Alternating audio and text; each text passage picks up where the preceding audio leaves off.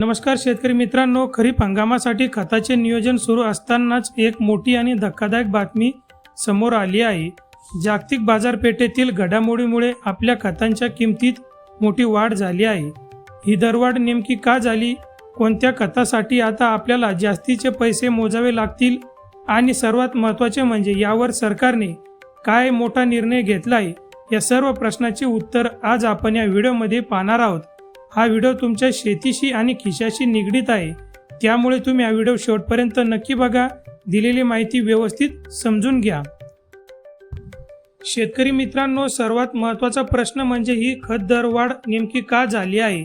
तर तुम्ही पाहू शकता, जागतिक स्तरावरती जे युद्ध सुरू आहे, विशेषतः इराण आणि अमेरिकेतील तणावामुळे इराणने हॉर्मुझ सामुद्रधुनी जी आहे ती बंद केली आहे। हा जगातील सर्वात महत्त्वाचा व्यापारी मार्ग आहे। यामुळे मध्य पूर्वेकडील देशातून भारतात होणारा खताचा जो कच्चा मालाचा पुरवठा आहे तो तब्बल 70 ते 30% घटलेला आहे। त्यातच भर म्हणून चीनने काय केलंय, आपल्या देशातील जो साठा आहे तो साठा वाचवण्यासाठी सल्फर आणि फॉस्फरिक ॲसिडच्या निर्यातीवरती बंदी घातली आहे। याचाच परिणाम असा झाला की आंतरराष्ट्रीय बाजारपेठेत कच्च्या मालाच्या ज्या किमती आहेत ते 17% पासून तर तब्बल 600% वाढलेल्या आहेत। यामुळे आपल्या देशात जे आहे ते खताचे दर वाढलेले आहेत। तर शेतकरी मित्रांनो, जागतिक संकटामुळे आता आपल्याकडे खताचे दर नक्की किती वाढले आहेत ते आपण या तक्त्यामध्ये पाहूया।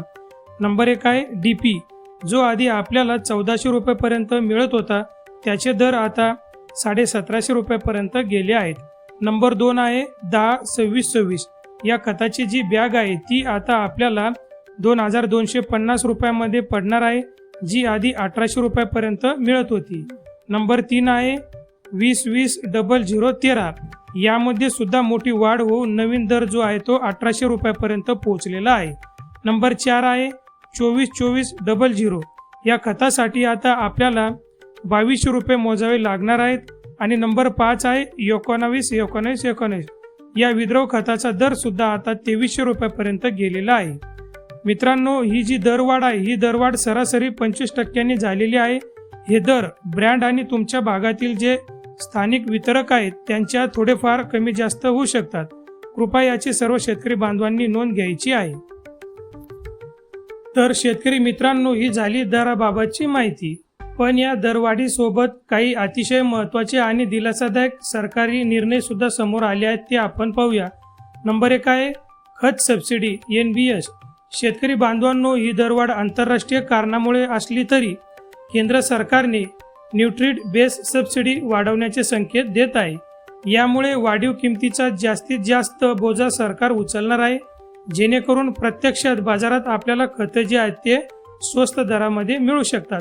नंबर 2 आहे शेत मोजणी वाटणी। महाराष्ट्र सरकारने शेतकऱ्यांसाठी एक अतिशय मोठा निर्णय घेतला आहे।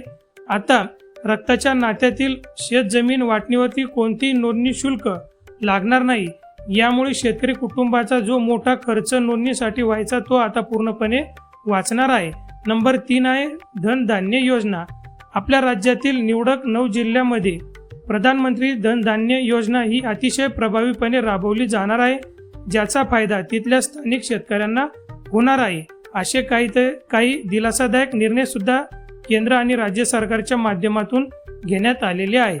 तर मित्रांनो, खत दरवाढ झाली असली तरी सरकारने सवलती आणि माती परीक्षणानुसार योग्य खताचा वापर करून आपण शेतीचा खर्च नक्की कमी करू शकतो।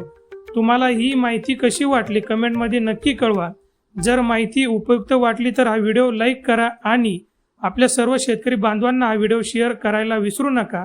अशाच नवनवीन माहिती अधिकृत अपडेटसाठी आपल्या चॅनलला सबस्क्राईब करा। थांबतो, धन्यवाद।